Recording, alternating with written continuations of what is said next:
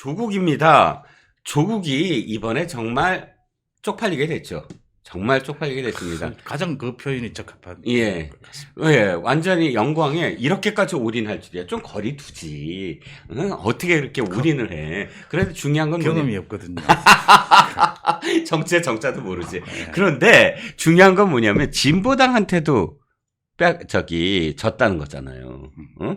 진보당한테도 3위. 진보당은 뭐야? 비례 3명밖에 더 있어요. 근데 자기네들은 어쨌든 자기네들도 비례긴 하지만 12명이나 있는 정당이 진보당한테 2위 자리까지 내주게 됐다. 그러니까 이번에 제일 최악의 어떤 성적표를 받지 않았습니까?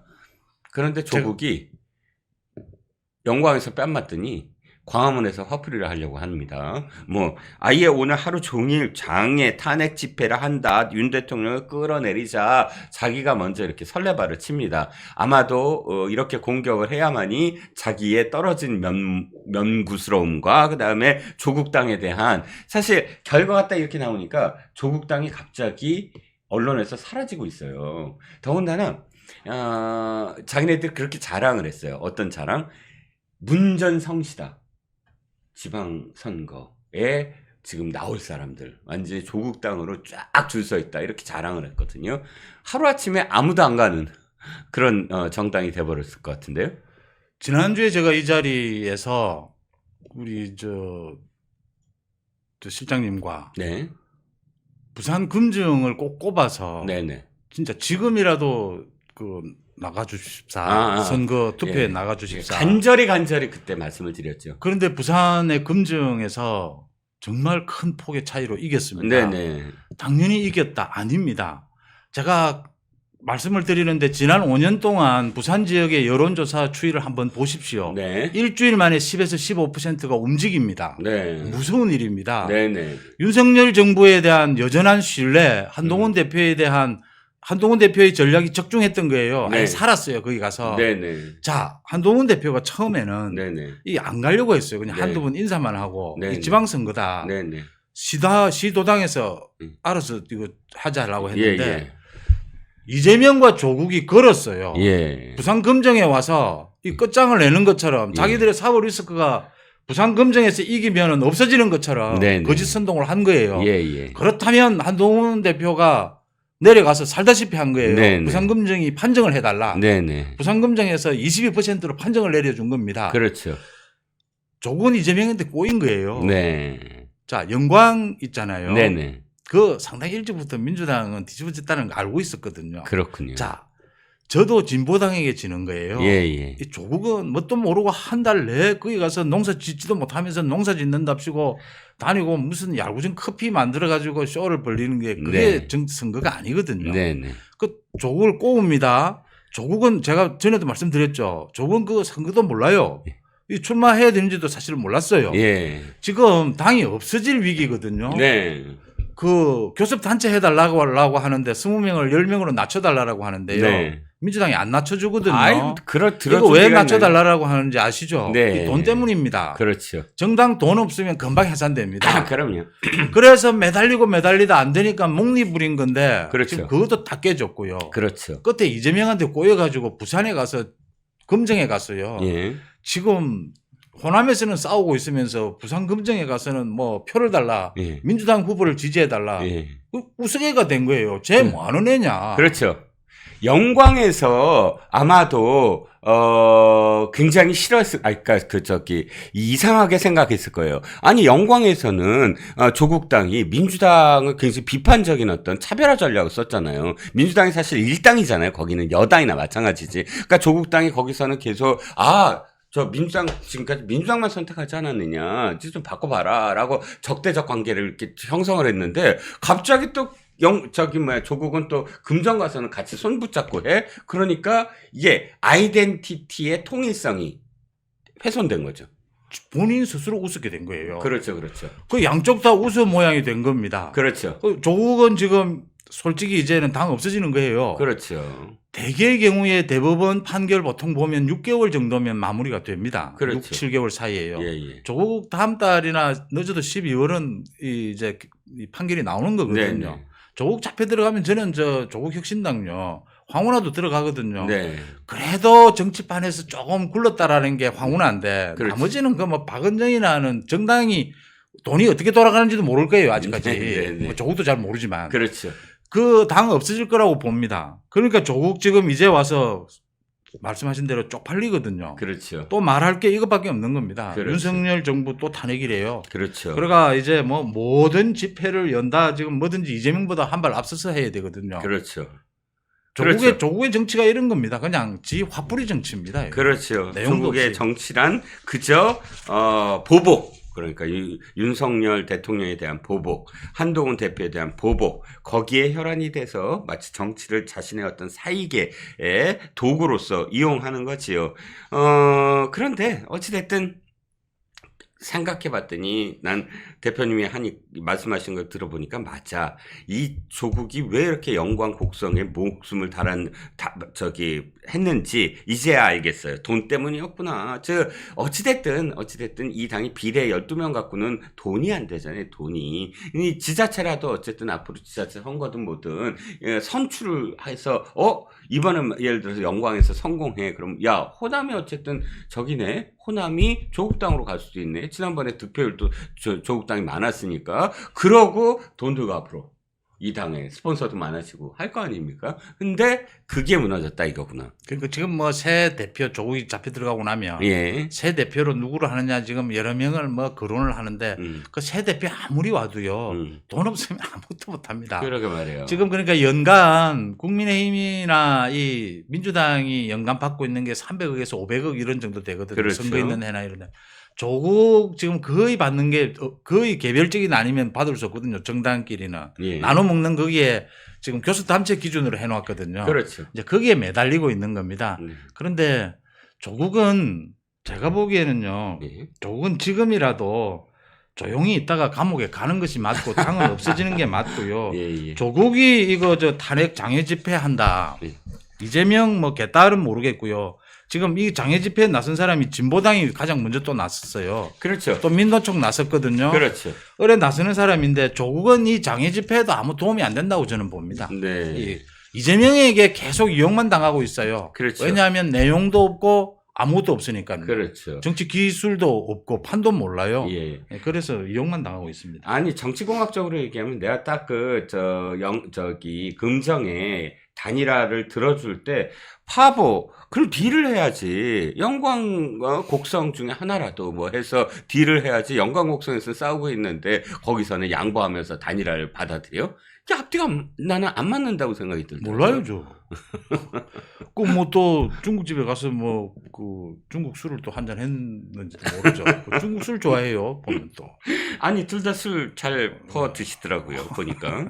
자 어찌됐든 말씀하셨듯이 예. 제가 이제 쭉 그 탄핵 집회 뭐 운운하는 것들을 받았더니 예. 진보당이 엄청나게 오늘 탄핵 집회 장외 집회에 대해서 기사를 쏟아내는데 이 진보당의 전략이 뭔지 아세요?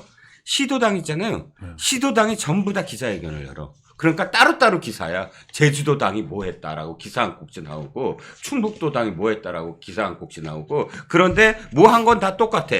국민투표를 시작했대요. 윤석열 정권 퇴진 국민투표를 시작했다. 뭐 이렇게 하면서 이게 무슨 법적으로 국민투표를 하면은 뭐 퇴진되나요? 지네들끼리 하는 투표가? 말도 안 되는데 어쨌든 이런 식으로 해서 지금 전체적으로 퇴진이라고 검색을 했을 때 어마어마한 어쨌든 기사의 양을 채우려고 하나 봅니다.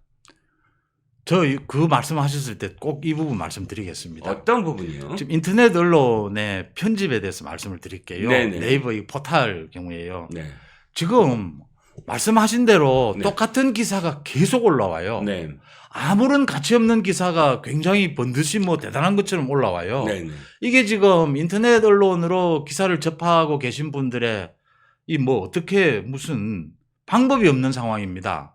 그래서 제가 전혀 엉뚱한 사람들요. 그러니까 뭐 소위 내가 누구라고 이름을 말하면 뭐한데 아무 정치권에서 가치도 없고 영향력도 없는 사람의 주장도 굉장히 큰 기사로 떡 올라와요. 네. 그래서 이게 데스킹이 지금 과거에 이제 소위 전통적인 언론에서 보면 이런 일이 없었습니다. 네. 이게 이제 인터넷 언론이 생기면서 이 네이버를 이용하게 되면서 이 생기는 것인데요.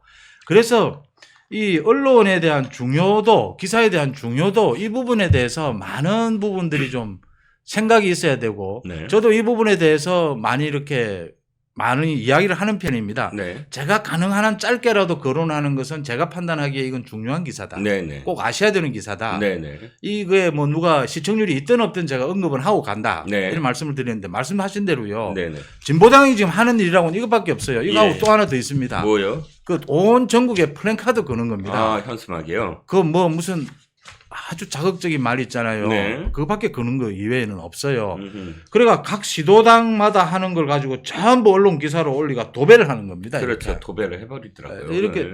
투표를 해서 이게 엄청나게 지금 뭐 호응을 받는 것처럼 그렇죠. 이렇게 뭐 전국적으로 무슨 열풍이 부는 것처럼 포장을 했는데 진보당이 이거 한다는 거 아는 국민이 몇 명이나 됐는지 뭐 그것도 궁금하고요. 예. 또 진보당이 이렇게 난리를 치면 진보당의 쌍생아, 쌍두와 한 형제죠. 민노총도 지금 뭐 퇴진 운동을 벌이겠다라고 나서고 있고요.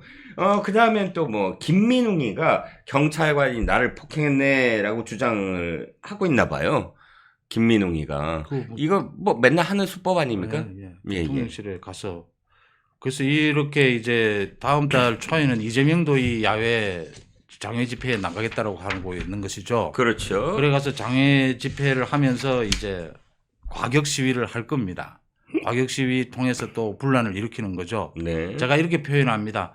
국회를 난장판으로 만들고 이재명은 자기 1심 선고가 있기 전에 이제 전국을 난장판으로 만들어야 되는 겁니다. 네. 이제 그거를 획책하고 있는 것이죠. 그렇죠. 이제 이 부분에 대해서 지금까지는 국민들의 이 반응이 싸늘하다고 봅니다. 네. 이재명도 지금 탄핵을 입에 올리지 못하는 이유가요. 네. 지금쯤이면 올려야 되거든요. 네. 근데 끌어내려야 된다라는 말을 그게 탄핵 아니냐라니까 내가 언제 탄핵했느냐 이 말장난을 하고 있어요. 예. 이렇게 하는 이유가 이게 국민들의 호응이 안 끌어올려지는 거예요. 그렇군요. 지금 뭐 민노총이나 진보당 뭐 조국 이거 나서는 거는 다 정해지는 것 아닙니까? 네. 이제 이게 올려지지 않으니까 이재명이 고민이 되는 부분인데 그래서 지금 사실은 김건희 여사 부분을 가지고 부풀리고 거짓 선동하고 이렇게 물고 이제 늘어지는 거죠. 네. 이 부분을 올려보려고. 그런 부분에서 김건희 여사 부분에 대해서 일정 부분 정리라고 표현하면 되나요? 한 부분 정리하고 넘어가야 된다라는 게 이 좀 설득력을 얻는 거죠. 네. 이것 아니고는 지금 이재명이 이 소위 탄핵 빌드업이 안 되는 겁니다, 지금. 그렇죠. 그러니까 이런 겁니다. 김건희 여사 뭘 잘못했다 이게 아니고요. 이건 옳고 그름의 문제가 아니거든요. 그럼요. 사실이다 아니다의 문제도 아니고 정치라는 건 꼭 옳고 그름의 문제로 귀결될 수 없습니다. 검찰은 그렇게 됩니다. 검찰은 어정쩡함이 없어요. 무죄 아니면 무죄예요. 예. 그렇잖아요. 그런데 정치의 세계는 민심이라는 건 사실이 아닌 것에서도 분노를 느낄 수 있는 것이 민심이거든요. 그럼요. 그렇기 때문에 저도 일단 미리 어떤 리스크 요인을 제거한 다음에 집중적으로 이재명을 공격을 해야 되는 게 아니냐라는 생각입니다. 저도 그렇게 생각을 해요. 대표님 아까 말씀처럼 이제 또다시 탄핵을 한다라고 하면서 광화문 내거리를 뒤덮을 수 있을까? 2016년도에 이미 우리는 한번 학습 효과가 있었다라고 생각을 하거든요. 주말마다 하고 있는데 호응이 없거든요. 네. 그동안 주말에 계속 해왔거든요. 그렇죠. 3년을 해왔죠. 계속 하는 그 사람들 맨날 했거든요. 네. 이게 전혀 국민들에게 호응이 없는 것이고 호응이 없도록 지금 갈 수밖에 없는 것이요. 이재명이 이 탄핵이 방탄이라고 하는 것이 계속 자기 재판을 앞두고 이 검찰과 사법부를 겁박하고 있는 이 태도를 하지 않을 수가 없거든요. 네. 이건 이거대로 또 해야 되는 거거든요. 그렇죠. 이게 지금 전략이 조국처럼 이재명이 엇박자가 나는 거예요. 네네. 이게 처음부터 전략이 잘못된 겁니다. 이게 소위 반면교사라고 생각하시고 제 말씀 잠깐 짧게 드리면요. 네. 이재명이 만약 1심에서 이제 선고를 받고 구속이 되거나 정치적 타격을 입으면요. 네. 지금 민주당 같이 죽는 겁니다. 그렇죠. 434군 토해내야 되는 겁니다. 네. 그래서 그동안은 많은 정치권에서 많은 사람들이 자기 비리에 걸려들게 되면요. 네. 직을 내려놓습니다. 네. 직을 내려놓고 내가 결백의 입증이 되면 다시 돌아오겠다라고 합니다. 네. 근데 이재명의 이 개인적 비리, 음흠. 민주당과는 아무 관계없는 이 개인적인 권력형 비리를 왜 민주당이 다 덮어쓰고 이렇게 같이 가느냐라는 거죠. 그렇죠. 이렇게 가야 될 이유가 전혀 없었던 겁니다. 네. 여기서부터 비 털어져서요. 네. 이재명이 총선에서 뭐 우여곡절 끝에 이깁니다. 네. 이 국회를 장악합니다. 민주당도 볼모로 만들고 국회도 볼모로 만들고 자기 방탄을 위해서 모든 걸 다 내세우고 있습니다. 네. 네. 이재명이 안 되는 부분, 딱 걸려든 부분이 국민들이 적어도 과반 이상은 이 지금 탄핵이 빌드업에 호응을 해줘야 되거든요. 네. 네. 근데 국민들은 싸늘해요. 네. 또 왜 저러지? 네. 또 호응을 만약에 민주당을 지지해서 이재명이 저 탄핵 빌드업을 찬성하고 싶더라도 이재명의 사법 리스크는 뭔데? 라고 되는 거예요. 네. 네 지금 사법 리스크를 방탄하는 것 아니냐라고 되는 거예요. 그렇죠. 이게 동력이 만들어지지 않는다라는 겁니다. 그렇군요. 그래서 오히려 지금 김건희 여사에 대해서 더 지금 난동을 부리고 있는 거죠. 그렇죠. 말씀하신 대로 이게 법적으로 위법이냐 불법이냐 이것보다 더 심각한 것이요. 국민들의 정서적인 거부감입니다. 그렇죠. 이래서 이런 부분들을 좀 정리하자라는 것이고 윤 대통령이나 뭐 한 대표나 그런 부분에 대해서의 생각이 차이가 있겠습니까? 예, 예. 근데 이제 이걸 처리하는 방법에 있어서는 이제 아까 말씀드린 대로 여러 가지가 있을 수 있죠. 이 민주당의 전략에 말려들어서도 안 되고 예. 또 이거를 상당 부분 국민들의 호응도 받아내야 되고요. 예. 긍정적인 이런 부분들이 이제 고민스러운 부분이다. 그런 부분에 있어서의 좀 이 시간은 걸릴 것이다. 그래서 그렇게 말씀을 드리는 겁니다. 예. 자, 마지막으로 이 얘기는 하고 넘어가겠습니다. 민노총의 집회 예정일을 보니까 이들의 속셈이 그대로 나와 있네요. 자, 11월 9일 서울 도심에서 수만 명이 참가하는 전국 노동자 대회를 연다. 이건 뭐 때문에 열죠? 11월 15일에 열릴 선고, 그러니까 선거법 위반 사건에 대한 선고의 압력이에요. 11월 9일이니까. 자, 그다음 11월 20일 날 연답니다. 서울에서 전국 농민대회에 대규모 조합원이 함께한다. 이건 뭐 때문이죠? 11월 25일 날 위중교사 선거 때문이에요. 딱 5일 전에 해요. 보니까 딱 똑같이 합니다. 그 다음에 마지막으로 12월 7일 민중대회를 여는데 여기에 국민투표 결과를 공개한다. 민노총도 하고 진보당도 한다 이거예요. 제가 딱 보니까 딱 이거다. 진보당에 나 왜 세석을 줬는지 알겠어요. 아니 민주당 이재명이가 민주당에 다 그냥 채워놓으면 되잖아. 근데 진보당에 3명을 줬잖아요. 뭐가 이쁘다고. 이거 하라고. 민노총 동원해서 이렇게 자기 방탄하라고 민노총 동원해서 방탄하고 진보당이 앞장서서 그러니까 민주당이 앞장서면 어떻게 돼요? 역풍 불잖아. 그러니까 진보당이 앞장서는 것처럼 해서 자기 방탄을 위한 탄핵의 행동대 역할을 하라. 그래서 3명이나 비례대표로 뽑아준 것 아니겠습니까? 이권 카르텔이라고 보죠. 그렇습니다. 예. 그다음 이 민주당 이재명은 지금 가장 믿고 있는 조직이 개딸이 아니고 이 민노총일 겁니다. 네. 이 다음 달 이제 이재명이 전국을 난장판으로 만드는 이 집회 시위를 통해서요. 네. 과격 시위를 통해서 네. 그래도 가장 행동력이 있는 것이 민노총이거든요. 그렇죠. 이제 이 민노총의 이 집회 시위 뭐 이것도 그냥 쇼입니다, 사실은. 그렇죠. 이 민노총은 그 코로나가 있을 때 가장 고민스러운 조직이 민노총이었습니다. 네. 저도 그 과거에 큰 언론사에 있을 때는 네. 그 민노총에 가입이 됐어요. 그렇죠. 전국 아시다시피 언론노조가. 전국 언론노조가 거의 가입되는 네네. 바람에 그래서 제가 빨리 승진도 하고 싶었고 빨리 승진하면 노조에서 나오게 되거든요. 네네. 그래서 하고 싶었던 것이 내는 돈도 많았어요. 우리 그 1% 받아가거든요. 네네. 그랬죠. 그래서 승진을 해서 가급적이면 노조는 필요한 것인데 네. 민노총에 돈을 주지는 않아야 되겠다라고 한 건데 그렇죠. 그렇죠. 민노총이 제가 여의도에 오래 있어서 아는데요. 민노총이 거기에 있어요. 네. 본부가. 이 민노총이 연간 써야 될 돈이 어마어마한 거예요. 아, 그럼요. 이 돈을 어디에 쓸 수 있느냐? 네네. 집회 시위를 못하면 쓸 수가 없습니다. 그렇죠. 그렇죠. 민노총이 하는 게 뭐 별로 있습니까? 거의 그렇죠. 큰 없거든요. 돈이 들어가려면 다 집회 시위를 해요. 파업에. 그 파업 파업 지원하고. 경찰에 사정한다는 것 아닙니까? 왜요? 코로나 때문에 지금 시위하면 안 되잖아요. 그렇죠, 그때는. 그렇죠. 이거 간단하게라도 좀 하자. 왜냐하면 이 건이 기억나. 민노총이 왜 그때 예, 예. 그 불법적으로도 했잖아요. 제가 여의도에서 잘 알거든요. 네네. 이거 조금 소규모라도 네네. 경찰에 그 질서유지에 협조해 줄 테니까 예, 예. 건이 나와야 돼요. 예. 이런 짓을 하는 민노총입니다. 민노총이 제가 그 노조비 받은 걸 써야 되는 이유만 그 참 오죽하면 그렇게 하겠습니까? 저건 막 그런데요.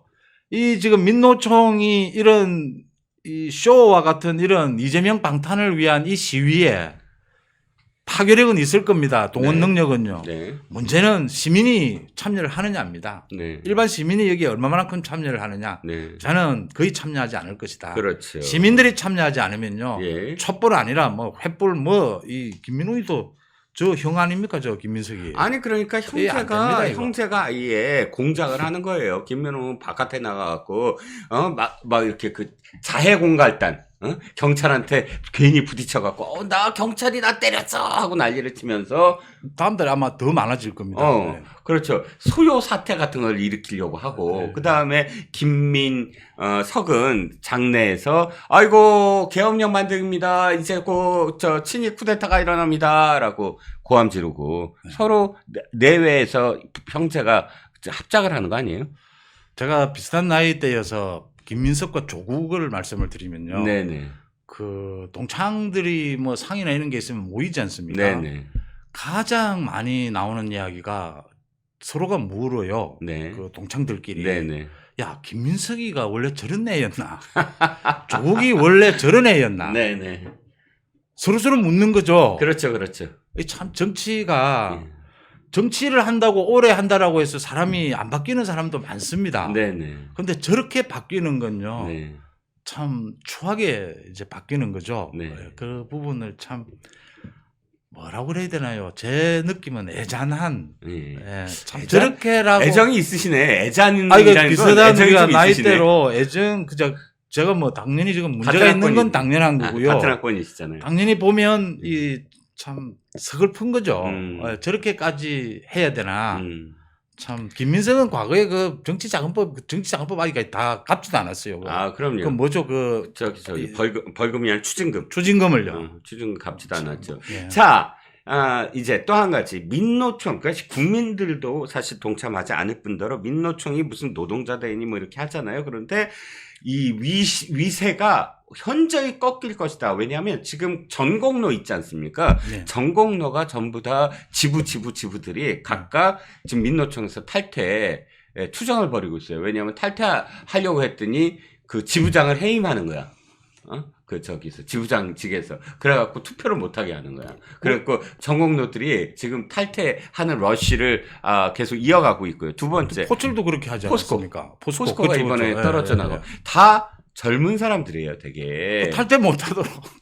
그러니까 보니까 내가 왜 민노총이라는 곳에 소속돼 있어갖고 정치적인 어떤 그런 그 이념놀이에 내가 끼어드느냐, 나를 이용하느냐, 나는 내 이익 투쟁을 하겠다, 경제 투쟁을 하겠다. 서울 지하철 노조가 정확하게 보여줬죠. 그때. 저는. 예. 그런데 이러다 보니 대표님 이 정부 들어서 파업이 이루어진 거 기억나세요? 별로 없어요. 거의 없죠. 예. 정말 연례 행사처럼 하는 뭐 철도나 교통도 거의 사그라들었죠. 그게 한번 왜냐하면 실패해서 그래요. 정권 초기 때마다 우리가 멈추면 세상을 멈춘다. 뭐 운운하면서 길들이기 하잖아요. 예, 길들이기. 철도 노조하고 철도 공사하고 세 개, 지하철 노조하고 세 개 해갖고 길들이기 하잖아요. 그때 제일 빡친 사람이 노무현이었어요. 노무현 정권 처음에 그 3개 운송 노조가 또 파업을 하니까 그 노무현이 야 내가 너희들한테 이렇게 제시를 하고 했는데 아니 지금 파업을 해? 그리고 공권력 투입해갖고 드러냈잖아요. 근데 이번에 윤석열도 실패를 했어요. 양경수라는 사람이 이번에 재선을 했지만 이석기 직계 후배 그러니까 외대 용의 캠퍼스. 근데 양경수가 실패를 했잖아요. 그 총파업. 그래갖고 그냥 흐지부지 됐잖아요. 그러니까 이 말씀을 왜 길게 드리느냐? 민노총도 예전 같지 않다는 거예요. 이게 완전히 바뀐 거죠. 동력이 이제 젊은 없다는 세대들. 거예요. 제가 젊을 때부터 그 이야기를 했습니다. 음. 이거 왜 노조비를 내야 되는지를. 그래서 아니, 정확하게 그 민노총에 그걸 이제 상납이 아니고 표현이 뭐라고 해야 되나요? 나쁘죠, 나쁘. 단위 노조에서 납부해야 예, 되거든요. 예, 예, 그러니까 하지 말라고 제가. 네. 그 민노총에 뭐 가입은 전국 언론사들이 다 하니까 어쩔 수 없다 하더라도 네. 하니까 그게 뭐 규정상 그렇게 안 되어 있어가지고 음. 탈퇴를 하든지 둘 중에 하나를 택해야 된다 해서 그 돈 없으면 이거 움직이지도 않습니다 이거. 그렇죠, 그렇죠. 돈으로 다 해결이 되는 그런 곳이고. 자, 어쨌든 윤석열 퇴진 국민투표 누가 합니까? 근데 내가 보니까 이게 이제 100만이 했다, 뭐 1000만이 했다 이런 식으로 지금 광고를 하려고 그러는데 보니까 이게 무슨 선관위에서 하는 것도 아니고 지네들끼리 온라인으로 하는 건데 아니 중복 투표를 해도 누가 알아요 이거를? 그러니까 이 숫자를 뭐 12월 6일 날 공개를 하겠다 운운하면서. 완전히 무슨 구판을 벌이겠다 뭐 이렇게 보였습니다. 제가 지금 있는 곳 그 지역의 바로 앞 거리에는요. 네. 진보당이 플랜카드를 계속 바꿔요. 네. 매주 바꿔요. 아하. 돈 많네. 그렇죠. 3명 있는 정당. 왜냐하면 이 중앙당으로부터 제가 이거 틀림없습니다. 그거 확인 안 해도요. 네. 중앙당으로부터 지금 돈을 받잖아요. 네네. 활동비를. 그럼요. 쓸 데가 없는 거예요. 아하. 하는 일이 없으니까. 그렇군요. 플랜카드라도 계속 바꾸자. 아하. 그래서 제가 그 추정입니다. 네. 아마 플랜카드 업체와 연관이 되어 있을 것이다. 아니 뭐 옛날에 통일진보당 통진당 직접 그 이석기가 지가 회사 차려갖고 그 완전히 자가 내부자 거래. 계속 돈이 스스로 돌아가는 그런 구조를 만들었잖아요. 이거 시위 이거 하고요. 네. 이 국민투표하고 플랜카드 바꾸는 거 안 하면 아마 진보당 그 지구당별로 비용 처리를 못 할 겁니다. 근데 이 당에 뭔 돈이 이렇게 돈이 있나? 참 신기하네. 아니 종북정당이 뭐 이렇게 돈이 있어요? 3명이니까 경상비도 선관위에서 주는 경상비도 그렇게 많지는 않을 텐데.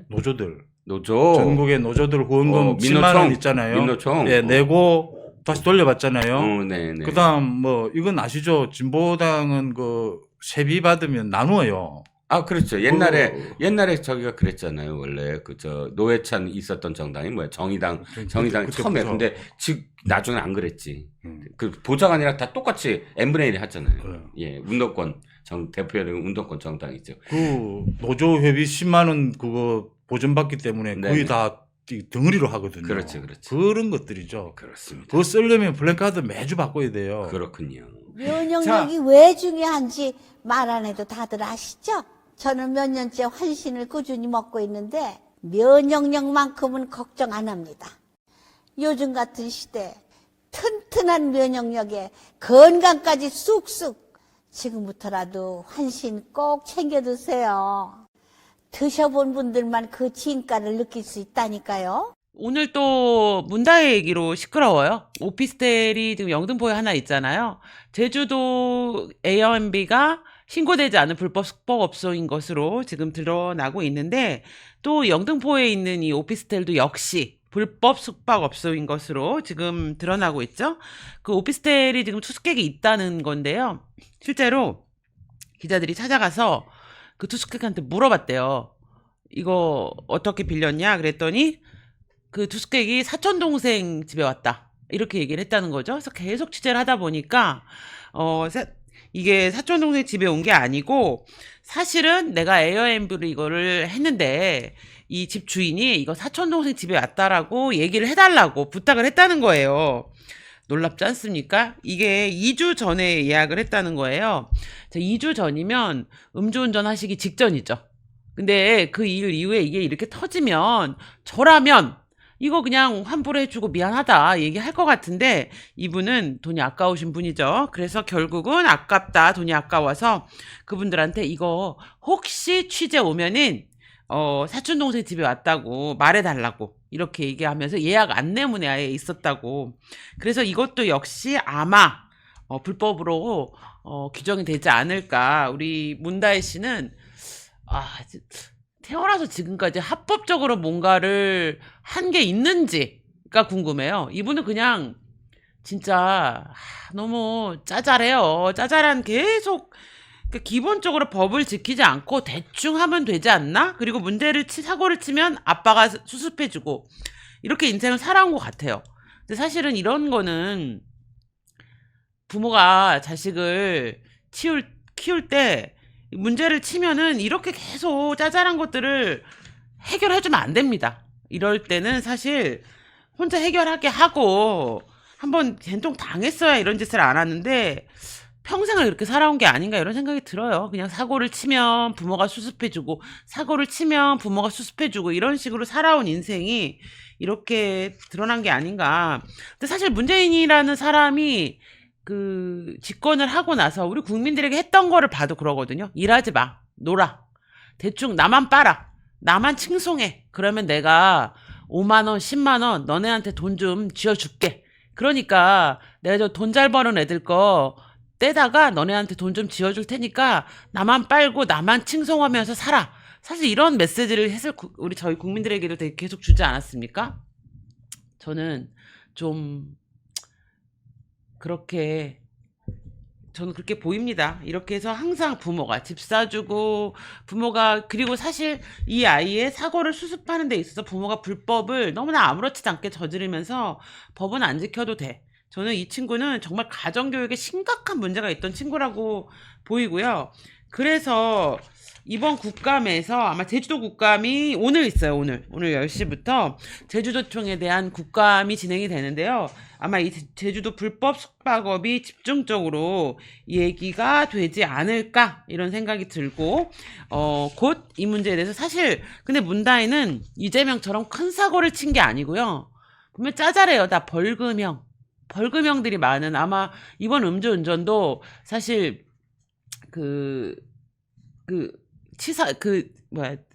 뭐죠? 병원 진단서를 제출하지 않으면 벌금형이 될 것 같거든요. 근데 일단 벌금형이 나오면 또 생각하겠죠. 이 부모가 해결해 줄 수 있잖아요. 이러면 안 됩니다. 이 친구는 그냥 부모가 해결해 줄 수 없는 징역형을 살아야 됩니다. 그래야 이후 남은 지금 40대 초반인데 앞으로 뭐 한 90살까지 산다고 치면 앞으로 남은 50년을 사람같이 삽니다. 근데 이거 또 벌금형 나오면 또 부모가 내줄 거거든요. 그러면 평생 이 난리를 치면서 잘잘하게 다니면서 계속 불법적인 사고를 칠 거고 제가 보기에는 이렇게 불법을 저지르고 문제가 되는 인생을 수정할 수 있는 기회가 없을 것 같아요. 근데 이제 지금 또 사위 타이스타제 취업 비리도 문다희 씨가 가서 형사하는 건 아니잖아요. 그건 정권 차원의 문제가 걸려있기 때문에 결국은 또 아버지가 대신 형을 살아줄 거잖아요. 부모가 대신 처리해 줄 수 있는 거 안 됩니다. 이분은 부모가 대신해 줄 수 없는 본인이 자기가 친 사고에 대해서 해결을 할 수 있는 그런 형, 부모가 도와줄 수 없는 그런 벌을 받아요. 왜냐면 우리나라는 국가가 자식 교육을 못 시키면 나라가 자식 교육을 시킬 수 있는 체제들이 있는 거예요. 왜? 이렇게 사고 치면은 징역을 살아야 되는데 그건 부모가 대신 살아줄 수 없잖아요. 저는 문다희 씨는 그래야 된다고 생각합니다. 사실 재판부가 정말 문다희 씨라는 사람의 인생, 문다희라는 사람을 조금이라도 아끼는 마음이 있다면 이분은 형을 살아야 됩니다. 그래야 부모가 해결해 줄 수 없는 내가 잘못 저질렀을 때 부모가 해결해 줄 수 없는 영역이 있구나. 이걸 알아야 정신을 차리고 자기 자식 교육도 똑바로 합니다. 이 사람이 이렇게 살면 어떻게 될 것 같아요? 자기 자식한테도 그렇게 할 거예요. 사고 치면 내가 해결해 줄게. 왜냐하면 배운 게 그거밖에 없어서 그래요. 저는 이분이 참 이렇게 계속 벌금형으로 문제가 해결되는 건 이분 인생에 있어 굉장히 안 좋다. 결국은 언젠가는 형을 살 거다. 이렇게 살면 기본적으로 법을 지켜본 적이 없는 사람이기 때문에 이런 분에 대해서 겉멋들어서 정의당 따라다니면서 저는 부모랑 달라요. 저는 부모님과 정치적 입장을 같이 하지 않아요. 이런 얘기가 무슨 의미가 있습니까? 정치적 입장을 같이 하지 않으면서 자기가 친 사고는 다 부모가 처리해주면서 40이 넘었음에도 불구하고 아버지 차. 이렇게 아버지 지인.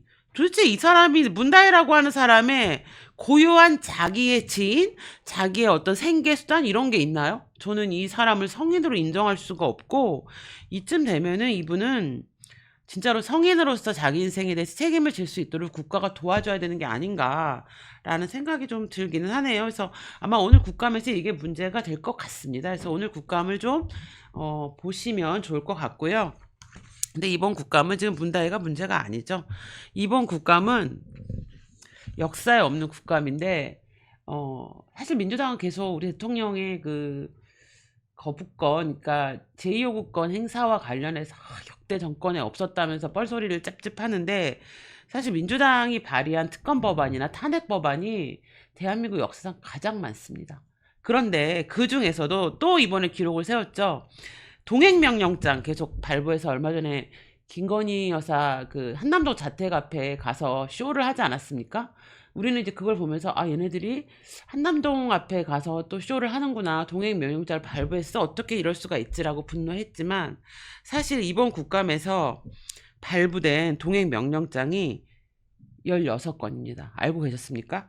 1988년에 동행명령장 제도가 도입이 됐거든요.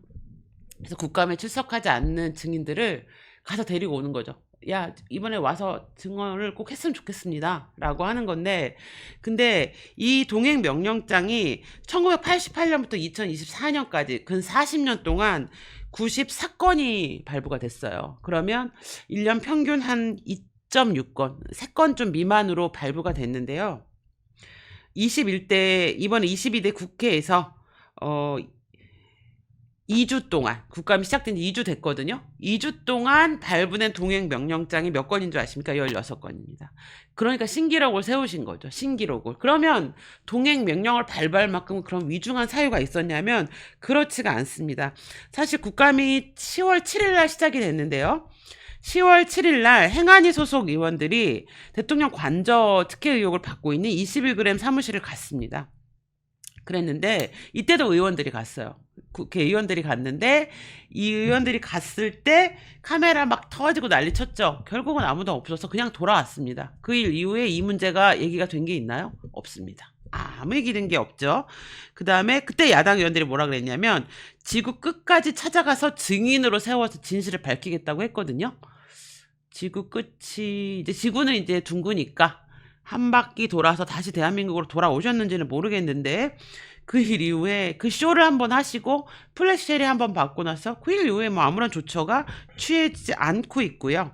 그 다음에 또 이제 최근에 문제가 된 거는 김건희 여사랑 최은순 대통령 장모님, 김건희 여사 어머님에 대해서 동행명령장을 발부를 했고 결국은 또 찾아갔죠. 그랬는데 뭐 찾아가서 아무것도 소득이 없는 게 결국은 쇼. 결국은 언론에 나오는 거 이상의 어떤 성과를 거두지 못했고요.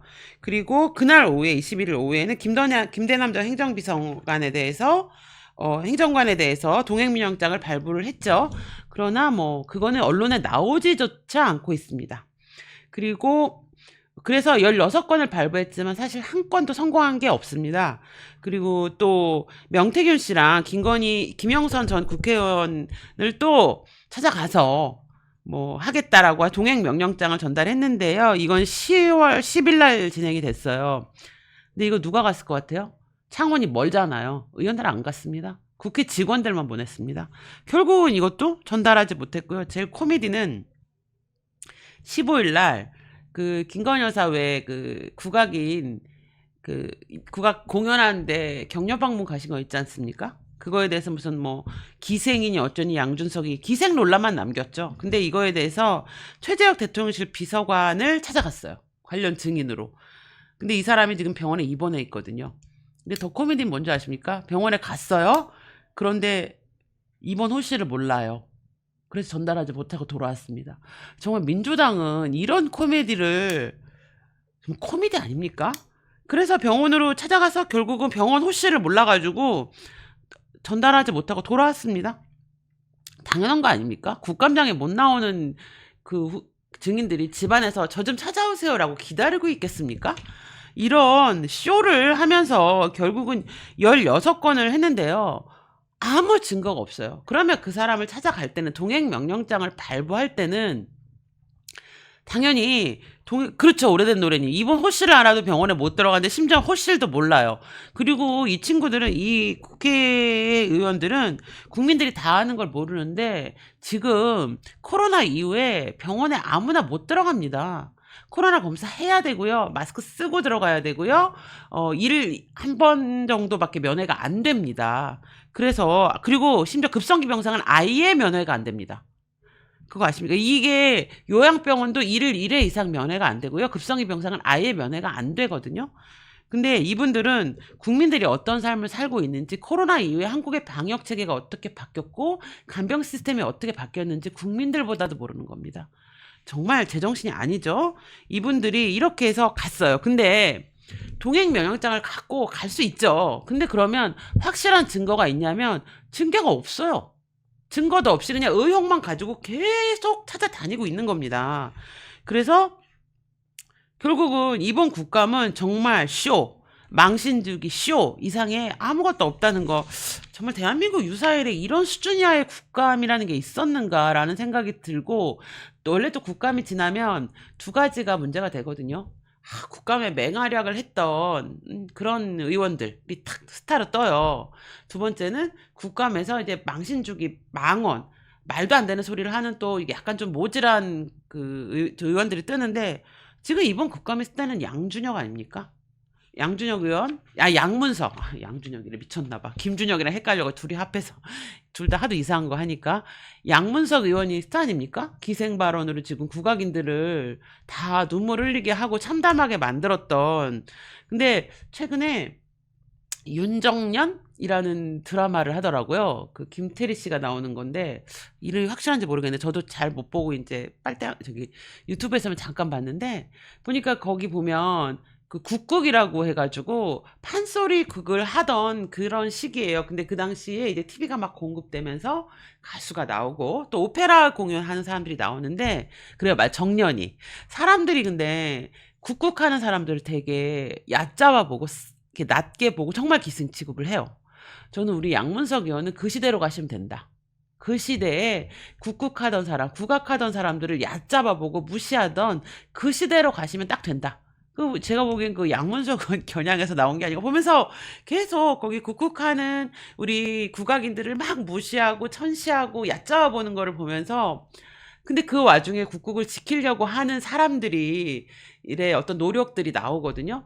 양문석 의원 그거 완주하시고 정주행하시고 그거에 대해서 깜지라고 하죠. 이 A4 한 30장에 깜지라고 있어요. 아주 조금 8급 정도 되는 쬐끄만 글씨로 꽉 채우는 게 요즘 아이들이 많이 받는, 학교에서 받는 체벌인데요. 그거 좀 받으셔야 된다. 깜지 30장 제기 쓰셔서 국민들 앞에서 읽으시고 의원 사퇴하시는 게 맞지 않을까 싶은데, 어쨌든 양문석 의원 같은 그런 쩌리 모질한 의원들, 최근에 이제 또 얘기를 드릴 건데 그런 것만 이번 국감에서 좀 뜨지 않았나 이런 생각이 좀 들어요. 그리고 이 또 채팅창을 제가 열심히 보고 있는데 역시 국감보다는 요난 갈등에 그 준비돼 있으니까 조금만 기다리시고, 이 국감 관련해서는 왜 이런 얘기를 드리냐면, 우리가 물론 우리 마음에는 지금 좀 잘했으면 좋겠는데 두 분이 뭐 여러 가지 아쉬움들이 남지만, 또 우리가 개딸을 만나면 유난 갈등만 얘기할 수는 없지 않습니까? 이런 얘기 하셔야 됩니다. 여러분 주변에 개딸 있으시면 만나서, 야, 우리나라에 88년에 동행명령제가 도입돼서 총 94건이 발부됐는데 22대 국회에서 16건 발부했대. 심지어 동행명령제 갖고 쇼하러 갔는데 병실을 몰라서 못 들어갔다더라. 너 민주당이 이렇게 행세하는 것에 대해서 어떻게 생각하니? 이게 잘했니? 멋지니? 제2요구권이 정말 문제니? 민주당 괜찮니? 라고 말씀하시라고 제가 길게 말씀드렸다는 거 꼭 그렇게 말씀해 주세요.